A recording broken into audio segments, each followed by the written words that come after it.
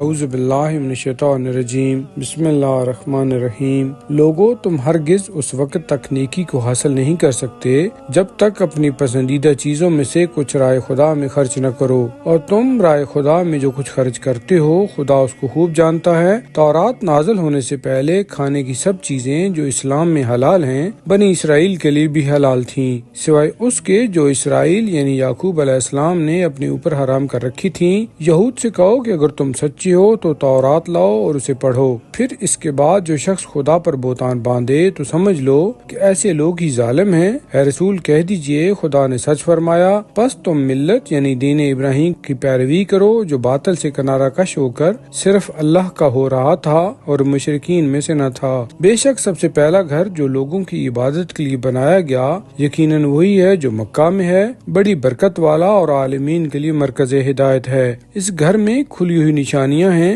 یعنی منجملہ ان میں ایک مقام ابراہیم ہے، اور جو اس میں داخل ہوا اسے امن مل گیا، اور لوگوں پر واجب ہے کہ معاذ خدا کے لیے اس گھر کا حج کریں جو اس کی استطاعت یعنی قدرت رکھتے ہیں، اور جو باوجود قدرت کفر کرے یعنی انکار کرے تو بے شک خدا تمام عالمین سے بے نیاز ہے۔ اے رسول کہہ دیجئے، اے اہل کتاب، تم آیات الہیہ کا کیوں انکار کرتے ہو، حالانکہ تم جو کچھ کرتے ہو خدا اس کا گواہ ہے، یعنی سب کچھ دیکھ رہا ہے۔ کہ یہ اے اہل کتاب، آخر تم اس شخص کو جو ایمان لانا چاہتا ہے کیوں خدا کی راہ سے روکتے ہو اور چاہتے ہو کہ اس راہ راست کو ٹیڑھا بنا دو، حالانکہ تم خود گواہ ہو کہ سیدھی راہ یہی ہے، اور جو کچھ تم کرتے ہو خدا اس سے بے خبر نہیں ہے۔ اے ایمان والو، اگر تم نے اہل کتاب میں سے کسی گروہ کی بات مان لی تو یہ تمہیں ایمان کے بعد کفر کی طرف پلٹا دیں گے، اور بھلا تم کیوں کر کفر اختیار کر سکتے ہو جبکہ تمہارے سامنے برابر خدا کی آیتیں پڑھی جا رہی ہیں اور تمہارے درمیان اس کا رسول موجود ہے،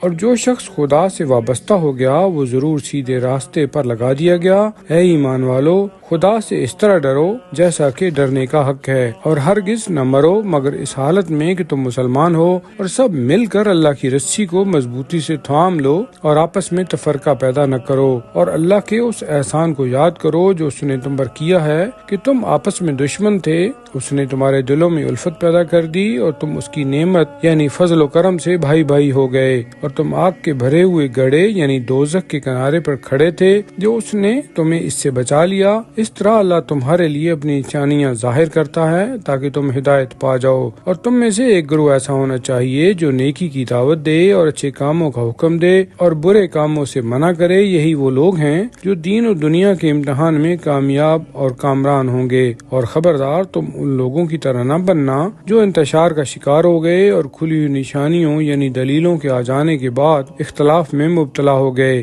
یہی وہ لوگ ہیں جن کے لیے بڑا عذاب ہے۔ جس دن کچھ چہرے سفید یعنی نورانی ہوں گے اور کچھ چہرے سیاہ ہوں گے، تو جن کے چہرے سیاہ ہوں گے ان سے کہا جائے گا کہ تم نے ہی ایمان لانے کے بعد کفر کیا تھا، تو اب اپنے کفر کے نتیجہ میں عذاب کا مزہ چکھو، اور جن کے چہرے سفید نورانی ہوں گے وہ خدا کی رحمت میں ہوں گے اور ہمیشہ ہمیشہ اس میں رہیں گے۔ یہ آیات الہیہ ہیں جو ہم سچائی کے ساتھ تمہیں پڑھ کر سنا رہے ہیں، کیونکہ خدا جہاں والوں پر ظلم کرنے کا ارادہ بھی نہیں کرتا، اور جو کچھ آسمانوں میں ہے اور زمین میں ہے سب اللہ کا ہے، اور سب معاملات کی بازگشت اللہ ہی کی طرف ہوتی ہے۔ تم بہترین امت ہو جسے لوگوں کی رہنمائی کے لیے پیدا کیا گیا ہے، تم اچھے کاموں کا حکم دیتے ہو اور برے کاموں سے منع کرتے ہو اور اللہ پر ایمان رکھتے ہو، اور اگر اہل کتاب بھی ایمان لے آتے تو ان کے لیے بہتر ہوتا۔ ان میں سے کچھ تو ایمان لائے ہیں مگر بہت سے فاسق اور نافرمان ہیں۔ یہ معمولی اذیت کے سوا ہرگز تمہیں کوئی نقصان نہیں پہنچا سکتے،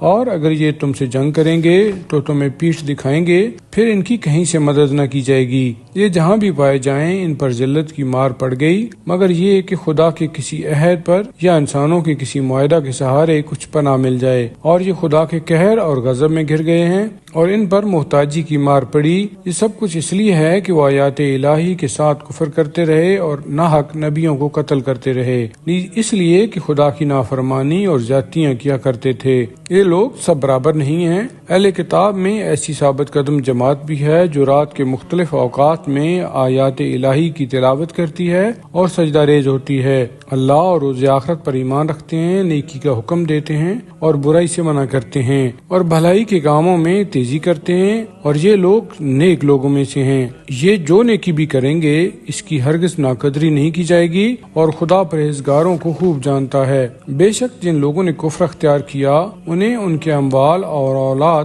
اللہ کی گرفت سے کچھ بھی نہیں بچا سکیں گے، وہ تو دوزخی ہیں اور وہ اس میں ہمیشہ ہمیشہ رہیں گے۔ یہ لوگ جو کچھ اس دنیاوی زندگی میں خرچ کرتے ہیں اس کی مثال اس ہوا کی سی ہے جس میں سخت سردی ہو اور وہ ایسے لوگوں کی کھیتی پر چلے جنہوں نے اپنے اوپر ظلم کیا ہے اور اسے تباہ و برباد کر کے رکھ دے۔ اللہ نے ان پر کوئی ظلم نہیں کیا بلکہ وہ خود اپنے اوپر ظلم کرتے ہیں۔ اے ایمان والو، اپنے لوگوں کے سوا دوسرے ایسے لوگوں کو اپنا جگری دوست یعنی رازدار نہ بناؤ جو تمہیں نقصان پہنچانے میں کوئی کسر اٹھا نہیں رکھتے۔ جو چیز تمہیں مصیبت اور زحمت میں مبتلا کرے وہ اسے محبوب رکھتے ہیں۔ بغض و عناد ان کے منہوں سے ٹپکتا ہے اور جو کچھ ان کے سینے چھپائے ہوئے ہیں وہ اس سے کہیں بڑھ کر ہے۔ ہم نے تمہارے لیے نشانیاں کھول کر بیان کر دی ہیں اگر تم عقل سے کام لو۔ تم ایسے سیدھے ہو کہ تم ان سے محبت کرتے ہو مگر وہ تم سے محبت نہیں کرتے، حالانکہ تم آسمانی کتاب پر ایمان رکھتے ہو۔ ان کی حالت یہ ہے کہ جب تم سے ملتے ہیں تو کہتے ہیں کہ ہم ایمان لائے، اور جب اکیلے ہوتے ہیں تو تمہارے خلاف غیظ و غضب سے اپنی انگلیاں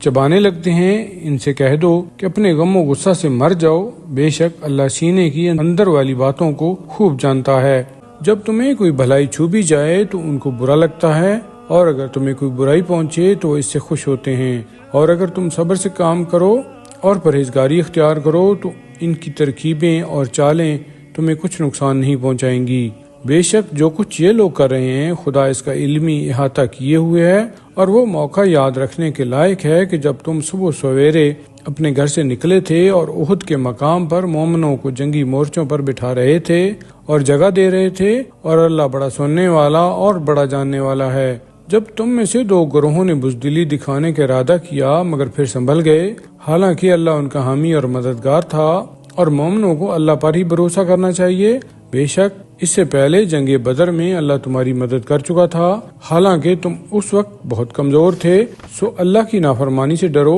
تاکہ تم شکر گزار بنو۔ اے پیغمبر، یاد کرو جب تم مومنوں سے کہہ رہے تھے کہ کیا یہ بات تمہارے اطمینان کے لیے کافی نہیں ہے کہ تمہارا پروردگار 3000 فرشتوں سے تمہاری مدد کرے جو آسمان سے اتارے گئے ہوں؟ ہاں کیوں نہیں، اگر تم صبر کرو اور تقوی الہی اختیار کرو، اور وہ دشمن جوش میں آ کر اس وقت فوری طور پر تم پر چڑھ آئے تو تمہارا پروردگار 5000 نشان زدہ فرشتوں سے تمہاری مدد کرے گا۔ اللہ نے اس غیبی امداد کو قرار نہیں دیا مگر اس لیے کہ تمہارے لیے خوشخبری ہو اور تمہارے دل مطمئن ہو جائیں، اور یہ بات تو واضح ہے کہ مدد اور فتح و نصرت اللہ ہی کی طرف سے ہے جو زبردست ہے اور بڑی حکمت والا ہے۔ اور یہ امداد اس لیے ہے تاکہ کافروں کے ایک بڑے حصے کو کاٹ دے یعنی کلا کما کر دے، یا ان کو ایسا ذلیل کرے کہ وہ ناکام اور نامراد ہو کر واپس چلے جائیں۔ اے رسول، خدا کے امر یعنی فیصلہ میں تمہیں کوئی اختیار نہیں ہے بلکہ یہ اختیار اللہ کے پاس ہے، چاہے تو ان کی توبہ قبول کرے اور چاہے تو انہیں سزا دے، کیونکہ یہ لوگ بہرحال ظالم ہیں۔ اور جو کچھ آسمانوں میں ہے اور جو کچھ زمین میں ہے سب اللہ ہی کا ہے، وہ جسے چاہتا ہے بخش دیتا ہے اور جسے چاہتا ہے سزا دیتا ہے، اور اللہ بڑا بخشنے والا مہربان ہے۔ اے ایمان والو، یہ دگنا چوگنا بڑھتا چڑھتا سود نہ کھاؤ، یعنی اللہ کی نافرمانی سے ڈرو تاکہ تم فلاح پاؤ، اور اس آگ سے بچو جو کافروں کے لیے تیار کی گئی ہے، اور اللہ اور رسول کی فرما برداری کرو تاکہ تم پر رحم کیا جائے، اور تیزی سے دوڑو اپنے پروردگار کی بخشش اور اس کے بہشت کی طرف جس کی چوڑائی تمام آسمانوں اور زمین کے برابر ہے، جو پرہیزگاروں کے لیے تیار کیا گیا ہے۔ وہ پرہیزگار جو خوشحالی اور بدحالی یعنی ہر حال میں راہ خدا میں مال خرچ کرتے ہیں، جو غصے کو پی جاتے ہیں اور لوگوں کے قصور معاف کر دیتے ہیں، اور اللہ بھلائی کرنے والوں سے محبت کرتا ہے۔ یہ لوگ اگر اتفاقاً کوئی فاحش کام یعنی کوئی بڑا برا کام کر بیٹھیں یا کوئی عام گناہ کر کے اپنے اوپر ظلم کر گزریں تو فوراً اللہ کو یاد کر کے اس سے اپنے گناہوں کی مغفرت طلب کرتے ہیں، اور اللہ کے سوا کون ہے جو گناہوں کو معاف کرے، اور وہ اپنے کیے پر دیدہ دانستہ اصرار نہیں کرتے۔ ایسے لوگوں کی جزا ان کے پروردگار کی طرف سے مغفرت اور بخشش ہے، اور وہ باغات کے جن کے نیچے سے نہریں جاری ہیں، وہ ہمیشہ ان میں رہیں گے، اور کتنا اچھا صلہ ہے نیک عمل کرنے والوں کا۔ تم سے پہلے بہت سے نمونے اور دور گزر چکے ہیں، سو زمین میں چل پھر کر دیکھو کہ احکام خداوندی جھٹلانے والوں کا کیا انجام ہوا۔ یہ عام لوگوں کے لیے تو واضح تذکرہ اور تنبیہ ہے اور پرہیزگاروں کے لیے ہدایت اور نصیحت ہے۔ اے مسلمانوں، کمزوری نہ دکھاؤ اور غمگین نہ ہو، اگر تم مومن ہو تو تم ہی غالب اور برتر ہوگے۔ اگر تمہیں زخم لگا ہے تو اس جیسا زخم ان لوگوں یعنی کافروں کو بھی جنگ بدر میں لگ چکا ہے۔ یہ تو ایام زمانہ کے اتفاقات اور نشیب و فراز ہیں جنہیں ہم لوگوں میں باری باری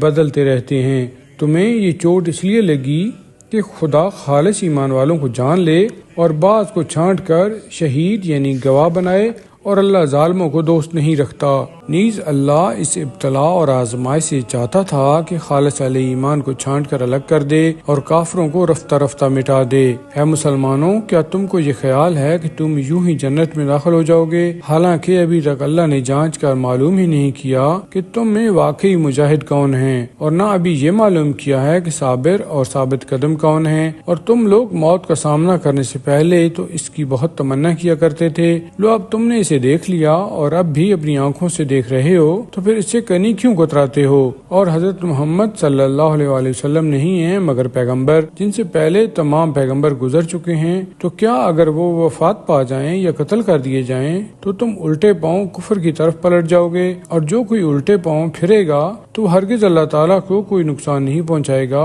اور عنقریب خدا شکر گزار بندوں کو جزا دے گا۔ کوئی ذی روح خدا کے حکم کے بغیر مر نہیں سکتا۔ موت کا وقت تو لکھا ہوا یعنی معین ہے، اور جو شخص اپنے اعمال کا بدلہ دنیا میں چاہتا ہے تو ہم اسی دنیا میں دے دیتے ہیں، اور جو آخرت میں بدلہ چاہتا ہے تو ہم اسے آخرت میں دیتے ہیں، اور ہم عنقریب شکر گزار بندوں کو جزائے خیر عطا کریں گے۔ اور بہت سے ایسے نبی گزر چکے ہیں جن کے ساتھ مل کر بہت سے اللہ والوں نے جنگ کی، تو اللہ کی راہ میں ان پر جو مصیبتیں پڑیں ان پر وہ نہ پست ہمت ہوئے اور نہ انہوں نے کمزوری دکھائی اور نہ دشمن کے سامنے سرنگوں ہوئے، اور اللہ صبر و تحمل رکھنے والے ثابت قدموں سے محبت رکھتا ہے۔ ایسے مواقع پر ان کا قول اس دعا کے سوا کچھ نہیں تھا کہ اے ہمارے پروردگار، ہمارے گناہ اور اپنے کام میں ہماری زیادتی معاف فرما اور ہمیں ثابت قدم رکھ، اور ہمیں کافروں پر فتح و نصرت عطا فرما۔ تو خدا نے ان کو دنیا میں بھی صلاح عطا کیا اور آخرت کا بہترین ثواب بھی عنایت فرمایا، اور اللہ نے کام کرنے والوں کو دوست رکھتا ہے۔ اے ایمان والو،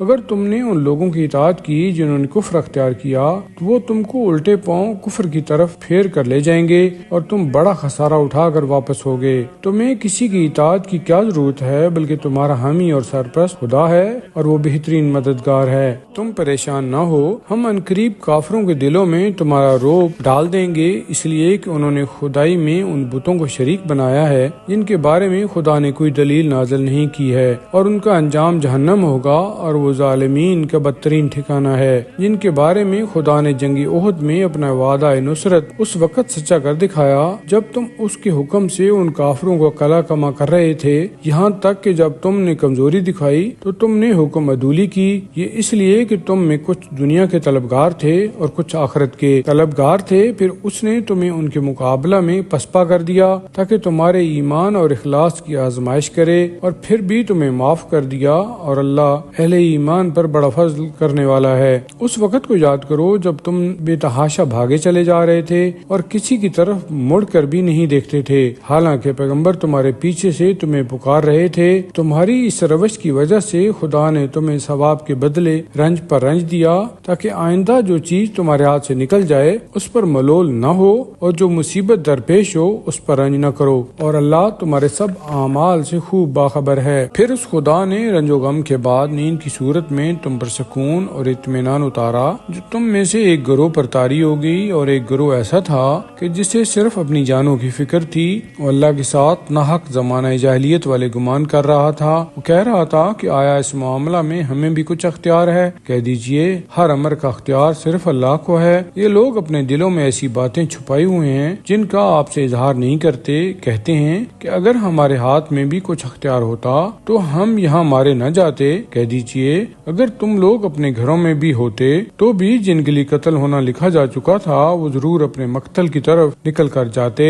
یہ سب کچھ اس لیے ہوا کہ خدا اسے آزمائے جو کچھ تمہارے سینوں کے اندر ہے اور نکھار کے سامنے لائے اس کھوٹ کو جو تمہارے دلوں میں ہے، اور اللہ سینوں کے اندر کی باتوں کا خوب جاننے والا ہے۔ بے شک جن لوگوں نے دو جماعتوں کے مٹ بھیڑ کے دن پیٹھ پھرائی، اس کا سبب یہ تھا کہ ان کی بعض بد عملیوں کے نتیجہ میں جو وہ کر بیٹھے تھے شیطان نے ان کے قدم ڈگمگائے تھے، اور بے شک اللہ نے انہیں معاف کر دیا۔ یقیناً اللہ بڑا بخشنے والا نہایت بردبار ہے۔ اے ایمان والو، کافروں کی طرح نہ ہو جاؤ جو اپنے ان بھائی بندوں کے بارے میں کہتے ہیں جو سفر میں گئے یا جہاد کے لیے نکلے اور وہاں وفات پا گئے کہ اگر وہ ہمارے پاس ہوتے تو نہ طبعی موت مرتے اور نہ قتل کیے جاتے۔ یہ لوگ یہ بات اس لیے کہتے ہیں کہ خدا اسے ان کے دلوں میں رنج و حسرت کا باعث بنا دے، حالانکہ اللہ ہی زندہ رکھتا ہے اور مارتا ہے، اور تم جو کچھ بھی کرتے ہو اللہ اسے خوب دیکھ رہا ہے۔ اور اگر تم راہ خدا میں قتل کیے جاؤ یا اپنی موت سے مر جاؤ تو بے شک اللہ کی بخشش اور اس کی رحمت بہت ہی بہتر ہے اس مال و دولت سے جو لوگ جمع کرتے ہیں۔ اور تم اپنی موت مرو یا قتل کیے جاؤ،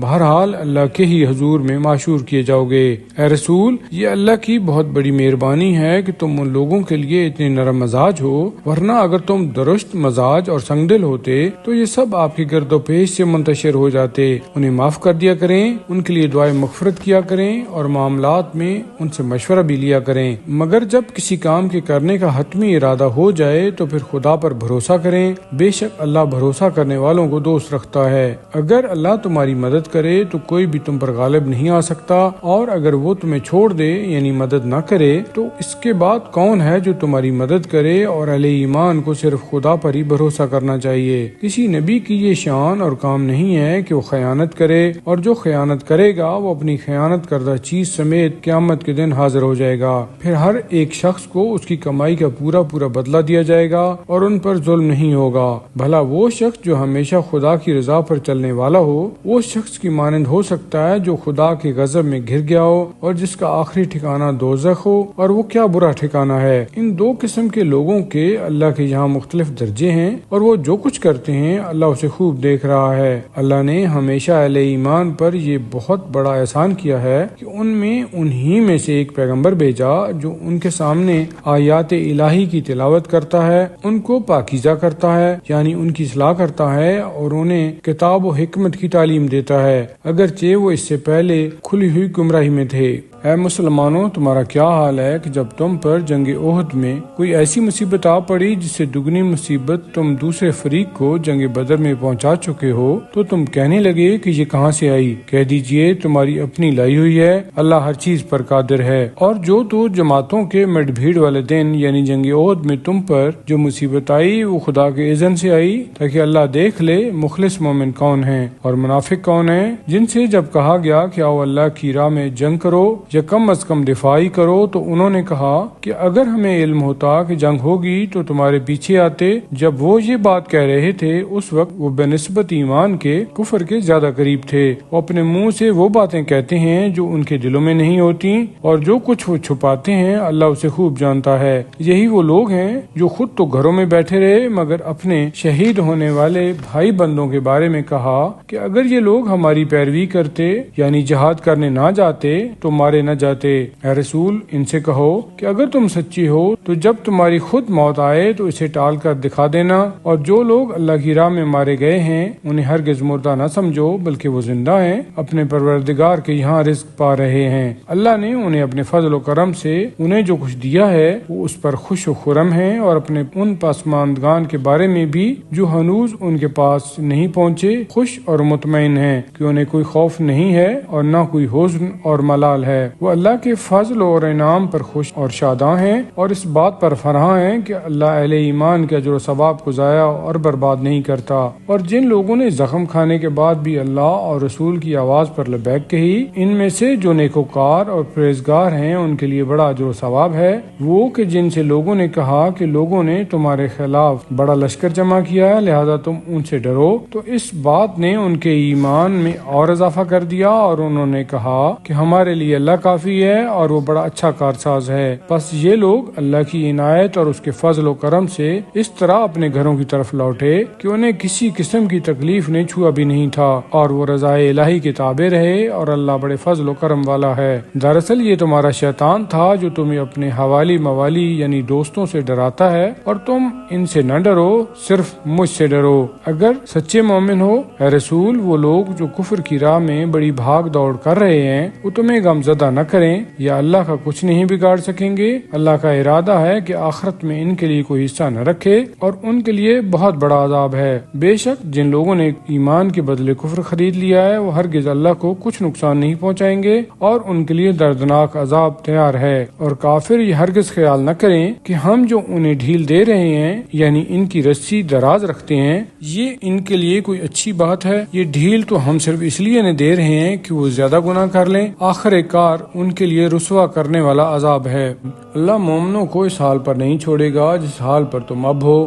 جب تک وہ ناپاک کو پاک سے الگ نہ کر دے۔ اور اللہ کی یہ شان نہیں ہے کہ تمہیں غیب پر مطلع کرے، البتہ اللہ غیب کی باتیں بتانے کے لیے اپنے رسولوں میں سے جسے چاہتا ہے منتخب کرتا ہے۔ سو تم اللہ اور اس کے رسولوں پر ایمان لاؤ، اور اگر تم ایمان لاؤ اور پرہیزگاری اختیار کرو تو تمہارے لیے بڑا اجر و ثواب ہے۔ اور جن لوگوں کو اللہ نے اپنے فضل و کرم سے بہت کچھ دے رکھا ہے اور وہ بخل کرتے ہیں، وہ ہرگز یہ خیال نہ کریں کہ یہ بخل ان کے لیے اچھا ہے، بلکہ یہ ان کے لیے بہت برا ہے۔ ان قریب قیامت کے دن اس مال کا طوق انہیں پہنایا جائے گا جس میں وہ بخل کر رہے ہیں، اور آسمانوں اور زمین کی میراث اللہ ہی کے لیے ہے، اور جو کچھ تم کرتے ہو اللہ اس سے خوب خبردار ہے۔ بے شک اللہ نے ان لوگوں یعنی یہودیوں کا قول سن لیا ہے جنہوں نے کہا کہ خدا مفلس ہے اور ہم مالدار ہیں، سو ان کی یہ باتیں ہم لکھ لیں گے، نیز ان کا نبیوں کو ناحق قتل کرنا بھی لکھ لیں گے، اور فیصلے کے وقت ہم ان سے کہیں گے کہ اب آتش دوزخ کا مزہ چکھو، یہ بدلہ ہے اس کا جو تمہارے ہاتھوں نے زیادہ سفر کے طور پر آگے بھیجا ہے، اور یقیناً اللہ اپنے بندوں پر ظلم کرنے والا نہیں ہے۔ یہ وہ لوگ ہیں جو کہتے ہیں کہ اللہ نے ہم سے عہد و اقرار لیا ہے کہ ہم اس وقت تک کسی رسول پر ایمان نہ لائیں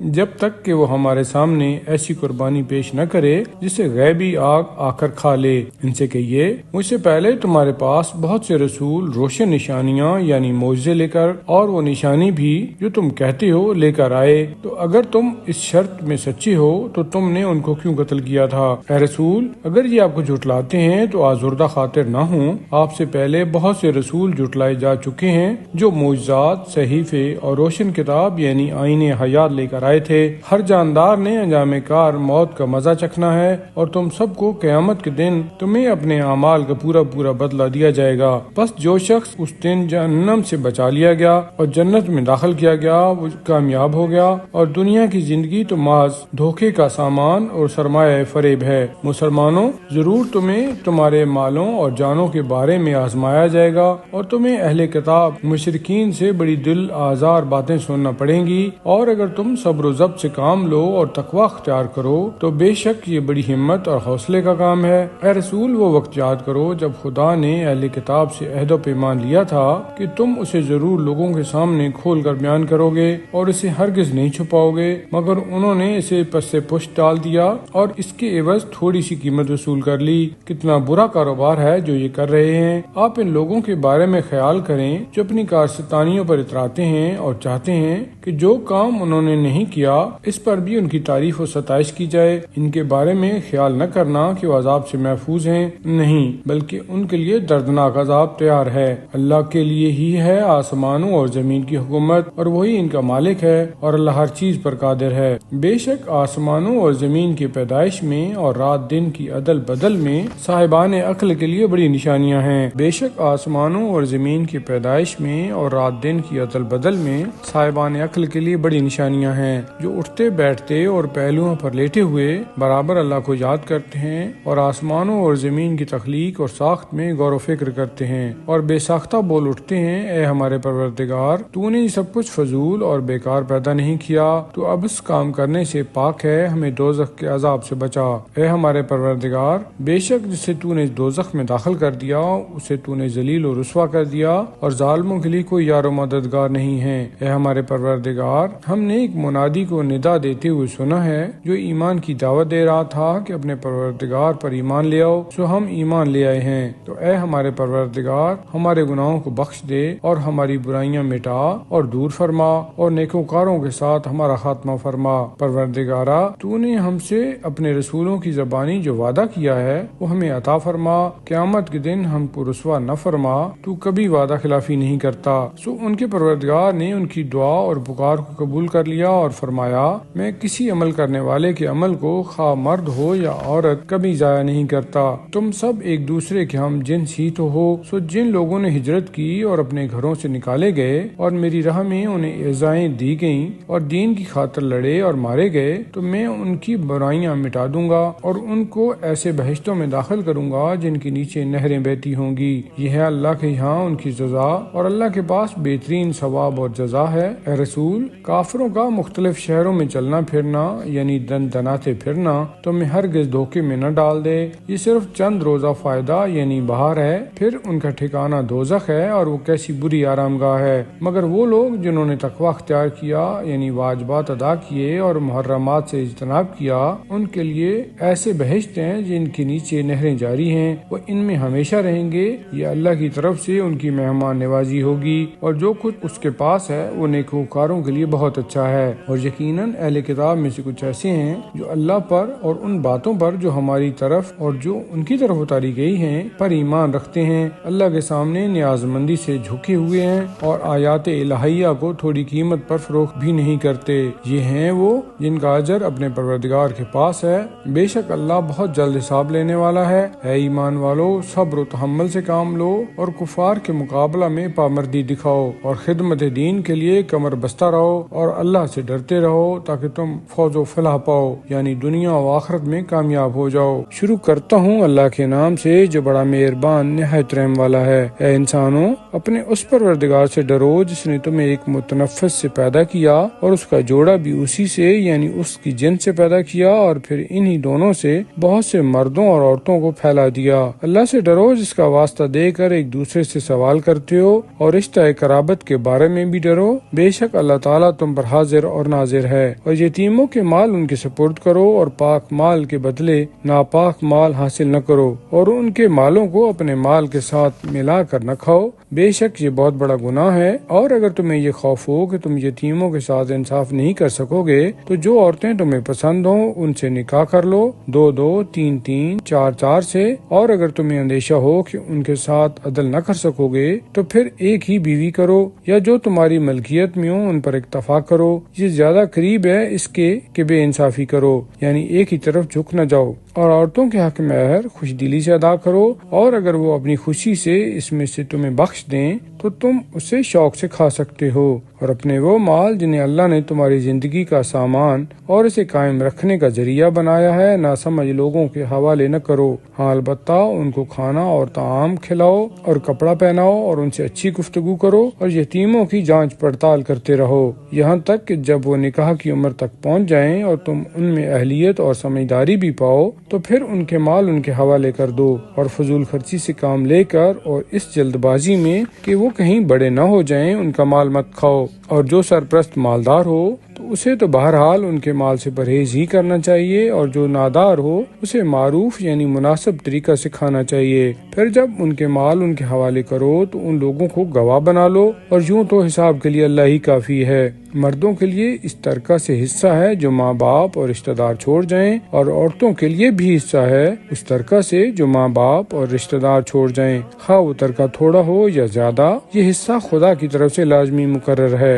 اور جب تقسیم کے موقع پر رشتہ دار، یتیم اور مسکین موجود ہوں تو انہیں بھی اس مال میں سے کچھ دے دو، اور ان سے درست اور مناسب طریقے سے بات کرو۔ اور ترکہ تقسیم کرنے والوں کو ڈرنا چاہیے کہ اگر وہ خود اپنے پیچھے بے بس اور کمزور بچے چھوڑ جاتے تو انہیں ان کی کس قدر فکر ہوتی، لہٰذا وہ دوسروں کے یتیموں کے بارے میں اللہ سے ڈریں اور بالکل درست اور سیدھی بات کریں۔ بے شک جو لوگ ظلم کے ساتھ یتیموں کا مال کھاتے ہیں وہ اپنے پیٹوں میں آگ بھر رہے ہیں، اور ان قریب بھڑکتی ہوئی آگ میں داخل ہوں گے یعنی واصل جہنم ہوں گے۔ اللہ تمہاری اولاد کے بارے میں تمہیں ہدایت کرتا ہے کہ لڑکے کا حصہ برابر ہے 2 لڑکیوں کے۔ اب اگر لڑکیاں ہی وارث ہوں اور ہوں بھی 2 سے اوپر تو ان کو 2/3 ترکہ دیا جائے گا، اور ایک لڑکی وارث ہو تو اسے آدھا ترکہ دیا جائے گا، اور اگر میت صاحب اولاد ہو تو اس کے والدین میں سے ہر ایک کے لیے ترکہ کا چھٹا حصہ ہوگا باقی اولاد کا، اور اگر بے اولاد ہو اور اس کے والدین ہی اس کے وارث ہوں تو اس کی ماں کو تیسرا حصہ ملے گا،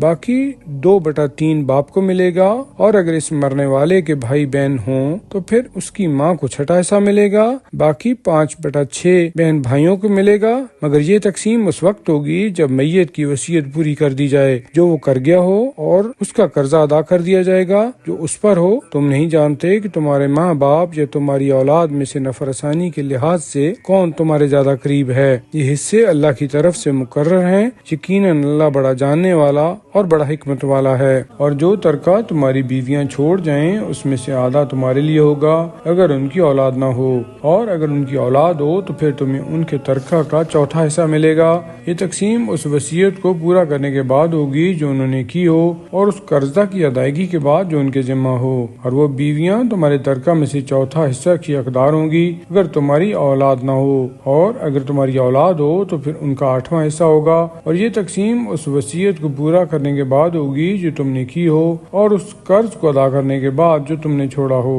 اور اگر میت جس کی وراثت تقسیم کی جانے والی ہے کلالہ ہو، یعنی مرد ہو یا عورت، بے اولاد ہو اور اس کے ماں باپ نہ ہوں مگر بھائی بہن ہوں، تو اگر اس کا صرف ایک بھائی یا ایک بہن موجود ہو تو بھائی یا بہن کو چھٹا حصہ ملے گا، اور اگر بھائی بہن ایک سے زیادہ ہوں تو پھر کل ترکہ کی 1/3 میں برابر کے شریک ہوں گے۔ مگر یہ تقسیم اس وصیت کو پورا کرنے اور قرضہ کے ادا کرنے کے بعد ہوگی جو کی گئی، جبکہ وصیت کرنے والا وارثوں کو ضرر پہنچانے کے درپے نہ ہو۔ یہ اللہ کی طرف سے لازمی ہدایت ہے، اور اللہ بڑے علم اور حلم والا ہے۔ یہ اللہ کی مقرر کردہ حدیں ہیں، جو خدا اور رسول کی اطاعت کرے گا اللہ اسے ان بہشتوں میں داخل کرے گا جن کے نیچے سے نہریں جاری ہوں گی، جن میں وہ ہمیشہ ہمیشہ رہیں گے، اور یہ بہت بڑی کامیابی ہے۔ اور جو اللہ اور اس کے رسول کی نافرمانی کرے گا اور اس کی مقرر کردہ حدوں سے تجاوز کرے گا تو اللہ اسے آتش دوزخ میں داخل کرے گا جس میں وہ ہمیشہ رہے گا، اور اس کے لیے ذلیل کرنے والا عذاب ہے۔ اور جو تمہاری عورتوں میں سے بدکاری کریں تو ان کی بدکاری پر ان میں سے 4 آدمیوں کی گواہی لو، اور اگر وہ گواہی دے دیں تو انہیں گھروں میں بند کر دو یہاں تک کہ انہیں موت آ جائے، یا اللہ ان کے لیے کوئی اور راستہ مقرر کرے۔ اور تم میں سے جو 2 شخص یعنی مرد اور عورت بدکاری کا ارتکاب کریں تو ان کو اذیت پہنچاؤ، پھر اگر وہ توبہ کر لیں اور اپنی اصلاح کر لیں تو انہیں چھوڑ دیں، بے شک اللہ بہت توبہ قبول کرنے والا اور بہت رحم کرنے والا ہے۔ توبہ قبول کرنے کا حق اللہ کے ذمہ صرف انہی لوگوں کا ہے جو جہالت یعنی نادانی کی وجہ سے کوئی برائی کرتے ہیں پھر جلدی توبہ کر لیتے ہیں۔ یہ ہیں وہ لوگ جن کی توبہ خدا قبول کرتا ہے، اور اللہ بڑا جاننے والا اور بڑی حکمت والا ہے۔ ان لوگوں کی توبہ قبول نہیں ہے جو زندگی بھر برائیاں کرتے رہتے ہیں، یہاں تک کہ جب ان میں سے کسی کی موت کا وقت آ جاتا ہے تو کہتا ہے اس وقت میں توبہ کرتا ہوں، اور نہ ہی ان کے لیے توبہ ہے جو کفر کی حالت میں مرتے ہیں۔ یہ وہ ہیں جن کے لیے ہم نے دردناک عذاب مہیا کر رکھا ہے۔ اے ایمان والو، تمہارے لیے حلال نہیں ہے کہ تم زبردستی عورتوں کے وارث بن جاؤ، اور نہ یہ جائز ہے کہ ان پر سختی کرو اور روکے رکھو، تاکہ جو کچھ تم نے جہیز وغیرہ انہیں دیا ہے اس میں سے کچھ حصہ لے اڑو، مگر یہ کہ وہ سری بدکاری کا ارتکاب کریں، اور عورتوں کے ساتھ عمدہ طریقہ سے زندگی گزارو۔ اور اگر تم انہیں ناپسند کرتے ہو تو ہو سکتا ہے کہ ایک چیز تمہیں پسند نہ ہو مگر اللہ نے اس میں بہت کچھ بھلائی رکھ دی ہو، اور اگر تم ایک بیوی کو بدل کر اس کی جگہ دوسری لانا چاہو، اور تم ان میں سے ایک کو جسے فارغ کرنا چاہتے ہو بہت سا مال دے چکے ہو تو اس میں سے کچھ بھی واپس نہ لو۔ کیا تم جھوٹا الزام لگا کر اور صریح گناہ کر کے واپس لینا چاہتے ہو؟ اور بھلا تم وہ مال کیسے واپس لے سکتے ہو جب کہ تم مقاربت کر کے ایک دوسرے سے لطف اندوز ہو چکے ہو، اور وہ تم سے پختہ عہد و پیمان لے چکی ہیں؟ جن عورتوں سے تمہارے باپ دادا نکاح کر چکے ہوں ان سے شادی یعنی نکاح نہ کرو سوا اس کے جو پہلے ہو چکا، بے شک یہ کھلی بے حیائی اور خدا کی ناراضگی کی بات ہے اور بہت برا طریقہ ہے۔ تم پر حرام کر دی گئی ہیں تمہاری مائیں، تمہاری بیٹیاں، تمہاری بہنیں، تمہاری پھپھیاں، تمہاری خالائیں، بھتیجیاں، بھانجیاں، اور تمہاری وہ مائیں جنہوں نے تمہیں دودھ پلایا ہے، اور تمہاری رضائی یعنی دودھ شریک بہنیں، اور تمہاری بیویوں کی مائیں یعنی خوش دامنیں، اور تمہاری ان بیویوں کی جن سے تم نے معاشرت کی ہے، وہ لڑکیاں جو تمہاری گودوں میں پرورش پا رہی ہیں، اور اگر صرف نکاح ہوا ہے مگر مباشرت نہیں ہوئی ہے تو پھر ان کی لڑکیوں سے نکاح کرنے میں کوئی مذائقہ نہیں ہے۔ اور تمہارے سلبی بیٹوں کی بیویاں یعنی بہویں، اور یہ بھی حرام قرار دیا گیا ہے کہ دو بہنوں کو ایک نکاح میں اکٹھا کرو مگر جو پہلے ہو چکا ہے، بے شک اللہ بڑا بخشنے والا اور بڑا رحم کرنے والا ہے۔